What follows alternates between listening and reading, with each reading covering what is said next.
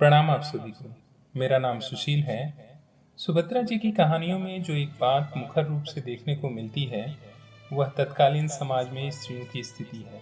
आज के समाज में भी उनकी कहानी में उद्धृत स्त्रियों की स्थिति की वैसी घटनाएं हमें आए दिन सुनने पढ़ने को मिल जाती है। आइए पाठ करते हैं एक ऐसी ही कहानी, बड़े घर की बात। फुलसैया के ही दिन फूल और मनोहर में तनातनी हो गई। फूल स्वभाव से ही कम बोलने वाली और लजीली थी। उधर मनोहर एंग्लो इंडियन छोकरियों के साथ सिनेमा थिएटर देख चुके थे। उनकी उच्छृंखलता और उदंडता के आदी थे। वे सपना देख रहे थे कि उनके कमरे में पैर रखते ही नववधू मुस्कुराती हुई हेलो डार्लिंग कहकर उन्हें बिठाएगी, उनसे घुल घुल कर प्रेम की बातें करेगी और उन्हें जबरन अपने पास बिठा रखेगी। वे उठना चाहेंगे तो वो उठने न देगी। लच्छेदार बातों से उन्हें उलझा रखेगी। घड़ी के जाते हुए समय को एनिमी दुश्मन कहकर अफसोस करेगी। ये आशाएं उन्होंने नववधु से इसलिए की थीं कि वह मैट्रिक पास थी और उसने अपने छोटे से जीवन के अधिकांश दिन बोर्डिंग में ही बिताए थे।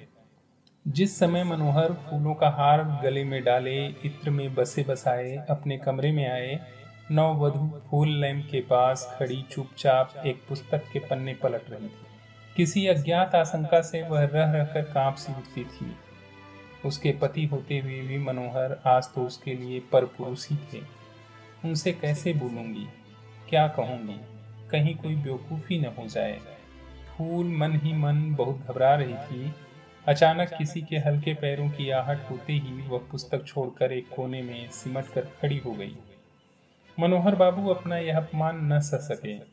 एक क्षण तो वह चुपचाप खड़े रहे, फिर तिरस्कार भरे स्वर में बोले, क्या स्कूल और घर में यही शिक्षा मिली है कि आए हुए पति की तरफ पीट करके खड़ी हो जाओ?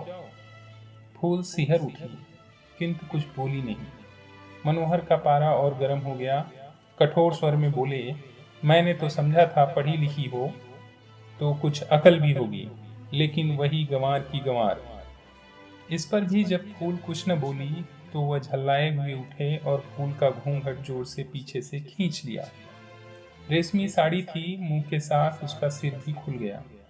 पल्ला पीठ पर आ रहा। फूल बोली तो कुछ भी नहीं, मगर फौरन ही अपना सिर ढककर कमरे से बाहर हो गई।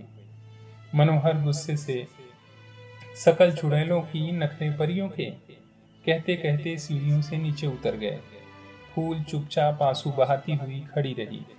अचानक मनोहर को बाहर जाते देख उनकी बहन यशोदा ने आकर पूछा, क्या हुआ भौजी, भैया क्यों चला गया? फूल ने कोई उत्तर न दिया। वह अपनी ननद से, जो उसकी सास की जगह पर थी, कुछ सहानुभूति की आशा रखती थी, मगर यहाँ उल्टा ही हुआ। यशोदा ने फूल को झकझोर कर कहा, बोलती क्यों नहीं चंडालीन? दो बात भैया से कर लेती तो क्या तेरी जबान घिस जाती? एक वह थी जिसने उसके जी को जला जलाकर उसे आधा कर दिया। अब तू आई है तो तेरे ये लक्षण। आदमी का मिजाज भी देखना पड़ता है, जिसमें खुश रहे वही करना चाहिए। पर आजकल की छोकरियों का मिजाज भी तो सातवें आसमान पर रहता है। फूल आंसू बहाती रही। ननद की बातों का भी उसने कोई जवाब न दिया। इस घटना के बाद कई दिन बीत गए। मनोहर ने पत्नी की तरफ आंख उठाकर भी नहीं देखा। वे अपने राग रंग में मस्त थे। विवाह तो उनकी बहन ने जबरदस्ती करवाया था। पहली स्त्री से एक बच्चा था। बच्चा जब तक जीता रहा तब तक तो विवाह की जरूरत न जान पड़ी, लेकिन एक दिन जब वो बच्चा भी माँ का अनुगामी हुआ तो इतनी बड़ी जायदाद का कोई वारिस तो होना चाहिए। इस ख्याल से यशोदा ने भाई के सामने रो धोकर उन्हें जबरदस्ती विवाह के लिए मजबूर किया। यशोदा विधवा थी, यह सब जायदाद भी उसी की थी।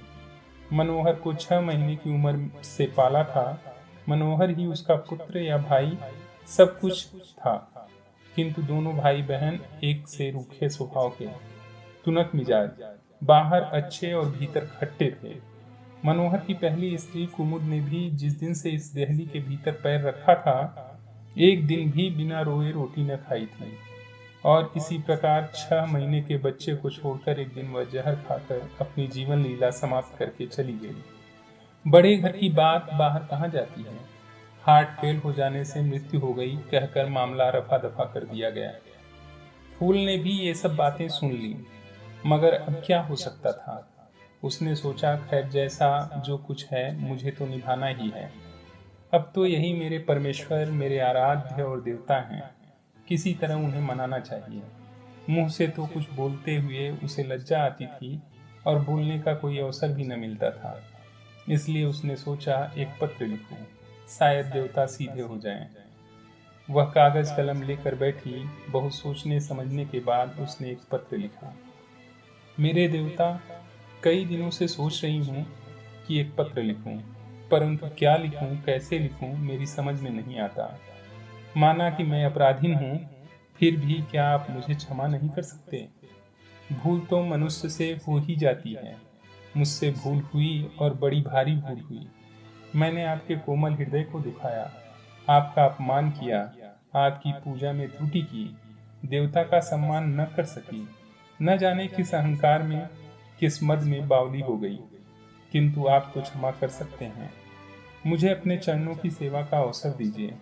मेरी त्रुटियों को भूल जाइए। मैं आपके चरणों पर सिर झुका आपसे यही वरदान मांगती हूँ, मेरे स्वामी। पत्र समाप्त कर ज्यों ही फूल ने पीछे देखा, मनोहर खड़े थे। फिर उसी लज्जा और संकोच ने मामला बिगाड़ा। झट से पत्र के टुकड़े टुकड़े कर फूल दूसरी तरफ खड़ी हो गई। मनोहर की त्योरियां चढ़ गई। उनके सिर से पैर तक आग सी लग गई। फूल के पास पहुंचकर उसे घसीटकर उन्होंने उसका मुंह सामने कर दिया। बोले, किसे पत्र लिख रही थी, सच कहो। फूल का सारा शरीर कांप रहा था। वह कुछ भी न बोल सकी। मनोहर ने उसके कान ऐंठते हुए कहा, बोलो, नहीं तो अभी तुम्हारी हड्डी पसली तोड़ दूंगा। फूल को भी क्रोध आ गया। उसकी मुद्रा कठोर हो गई। बोली, मैं नहीं बतला सकूंगी। जो कुछ आपको करना हो कर लीजिए। फूल का यह कहना था कि बस मनोहर उसको पीट चले। फूल ने जबान न हिलाई, मगर वह जब तक बेहोश न हो गई, मनोहर उसे मारते ही रहे। दूसरे दिन अचानक मोहल्ले भर में यह हवा फैल गई कि मनोहर की दूसरी स्त्री का भी हार्ट फेल हो गया। अर्थी के साथ बहुत से लोग थे जो असली वाकये से वाकिफ थे, मगर शहर के इतने बड़े और पायेदार आदमी के खिलाफ जबान खोलने की किसे हिम्मत थी। मर गई तो मर भी जाने दो। स्त्री ही तो थी, कल तीसरी आ जाएगी।